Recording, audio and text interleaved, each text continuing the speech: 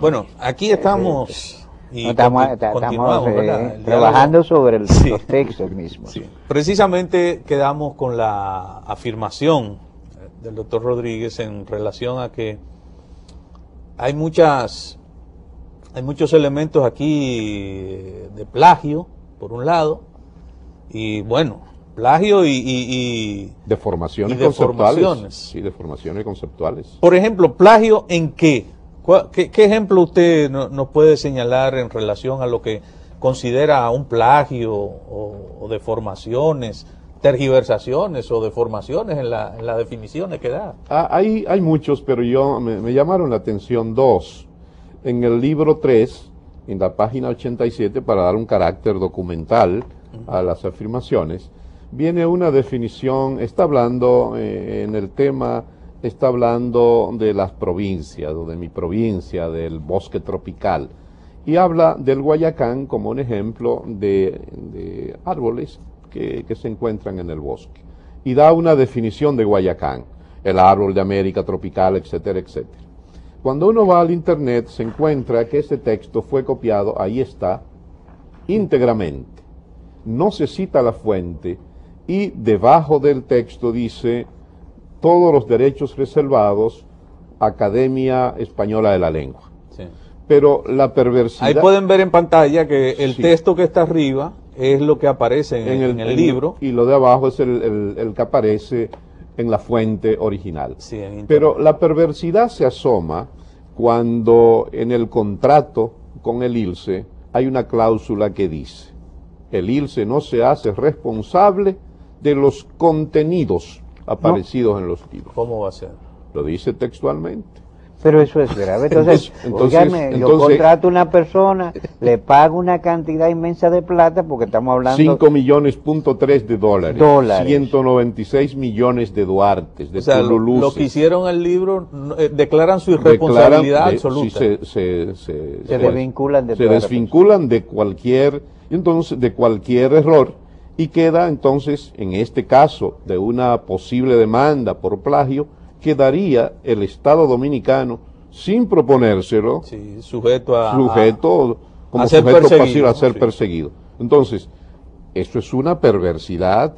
Entonces, cuando uno comienza a ver cosas como estas, hay asuntos aquí que no solamente dañan al contenido del curso, sino que dañan al Estado, dañan a los profesores, dañan la imagen nacional. Entonces convierte al texto en algo sumamente nocivo, como el concepto que está ahí sobre la nacionalidad. Aquí en esta parte que estamos enfocando, habla sobre mi derecho a una nacionalidad y a una identidad. Entonces la definición que presenta dice: la nacionalidad se adquiere del país en el que naciste.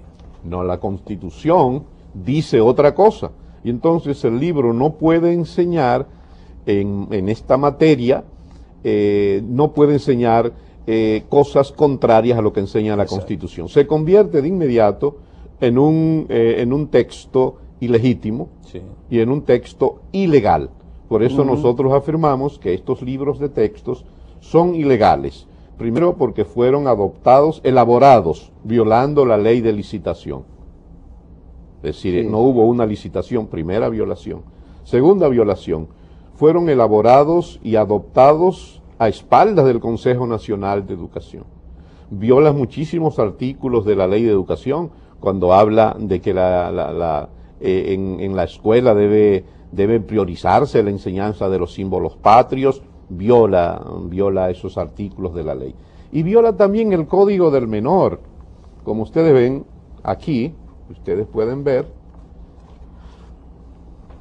no es bueno mostrárselo al público, se lo muestro a ustedes. Ustedes ven una niña semidesnuda, hay un artículo en el Código del Menor y en la misma Constitución que habla del derecho a la imagen, del derecho a la imagen, del derecho a la privacidad, y en este texto se están violando a esa niña que aparece ahí, sin necesidad, amigos míos. Ustedes ven que no es una lámina indispensable para el contenido del libro. Entonces, ¿quién puso eso ahí? Volvemos a hacer un poco de epistemología. ¿Por qué lo puso ahí? Porque alguien no le dijo que no lo pusiera ahí.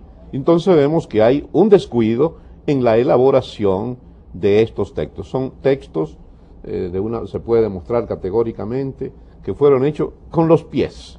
A mí hay algo que a mí me ha llamado a la atención y no sé si otro lo ha destacado, pero yo he estado preocupado de eso.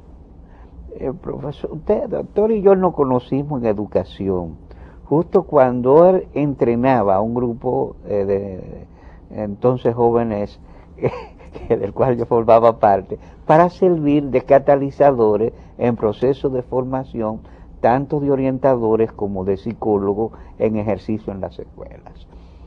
Del año de finales de 1970 data el último intento de diagnóstico del sector educativo. Estos textos, asumir las tareas de realizar estos textos, debió estar precedido de un diagnóstico que tengo entendido no se hizo. No sé si usted tiene la información. Y volvemos a la epistemología, entonces eso es grave. Sí. Se estaba siguiendo una ruta de ciego. Se empezó un proyecto y se asumió sin rumbos ciertos. Sí. Mire, yo creo que yo no estoy en contra de la importación de cerebros. Yo creo que eso le hace bien y forma parte del mundo globalizado. Pero siempre que se trae un experto hay que tener, como a Mucaba, que tiene una contrapartida nacional. Hay que tener un equipo de técnicos dominicanos, educadores. De nativos.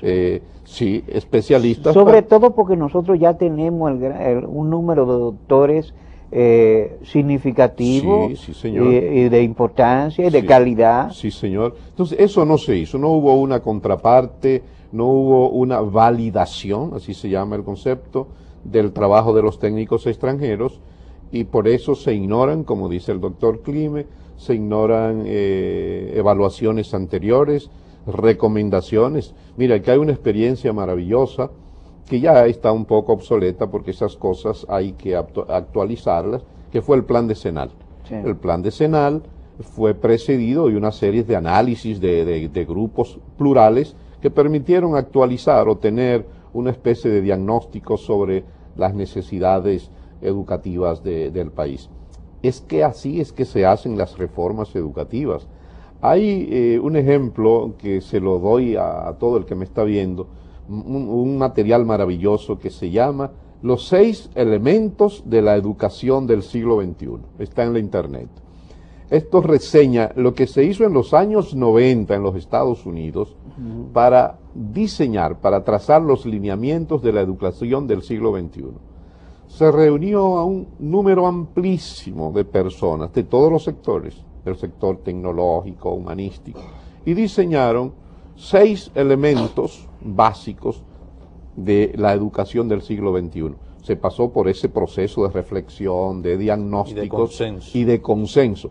Aquí no se hizo nada, es decir, se borró de un plumazo el modelo pedagógico que teníamos, que es mejorable, pero era bueno. Ahí habían aportaciones de la escuela ostosiana, de la escuela de los 70s, que es cuando vienen todas las reformas, con influencia de Venezuela, de Estados Unidos, de América del Sur, con técnicos que vienen.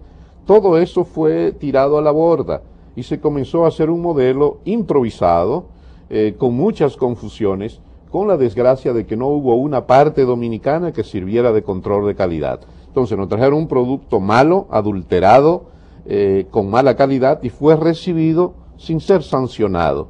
Y por eso... De hecho, entonces no fue recibido. No, sí fue recibido porque este producto tiene defensores y este producto está siendo usado parcialmente en las escuelas. Por ejemplo, en el sur no está siendo usado. ¿Por qué? Porque como ustedes han visto en la prensa, en el sur las escuelas están en huelga. Sí. Entonces, ahí no se ha usado texto integrado. Aquí en la capital yo he visitado docenas de escuelas voluntariamente, voy como ciudadano, yo quiero ver, hablar con los profesores. Muchos profesores no los están usando porque no los entienden y los catalogan de libros vacíos. Y en muchas escuelas están usando los libros de doña Alejandrina. Los viejos libros. Entonces, en este momento se puede decir que a nivel documental, de material de apoyo para la enseñanza de inicial hasta cuarto, hay un desorden, hay una crisis, con el agravante de que está prohibido, y eso me lo dijeron por lo menos 5 profesores, prohibido hablar del tema en las escuelas públicas. Cuando el proceso experimental comienza por ahí, profesor, ¿qué le parece el libro? ¿Qué dicen sus alumnos? Entonces, país, estamos viviendo una crisis profunda en la documentación y en el soporte documental de la escuela dominicana. Esto es un tema serio, esto es un tema mayor. Con la desgracia en este proceso de crisis, ustedes saben que cuando hay una crisis viene la democracia con sus fórmulas y dice diálogo, debate, acuerdo, consenso, disenso civilizado.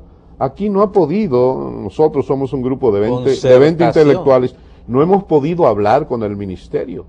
Lo intentamos haciendo uso de nuestra prerrogativa ciudadana que dice que yo puedo escribirle al Consejo Nacional de Educación y pedir un turno. Lo hicimos por escrito y no nos han contestado todavía. Le mandamos a decir con amigos y así en los programas de televisión al ministro, queremos hablar con usted. ¿Y sabe qué dijo él? Yo no hablo con tumulto. Entonces, yo soy de un tumulto que está preocupado por la calidad de la educación y voy a hacer una confesión, entre otras cosas, porque yo estudié en escuela pública y tengo una deuda con el sistema de escuela pública. Todos nosotros. Entonces, las autoridades educativas no quieren dialogar. Entonces, ¿qué hay que hacer? Decirlo, seguirlo diciendo, y si no nos hacen caso, nosotros, 25, 30 intelectuales, vamos a ir sin obstaculizar las vías frente al ministerio con unas pancartas que digan, por Dios, estos libros están contaminados, son irreverentes, son copiados, sáquenlos por favor. Le vamos a pedir por favor, arrodillados, que los saquen, porque cuando la democracia no impone un deber público, entonces hay que acudir a la piedad. Antes de esa acción tumultuosa, pero legítima, vamos a hacer una pausa. Hay que hacer de la política un ejercicio básico de la ciudadanía. La ciudadanía es el reconocimiento político de los derechos humanos.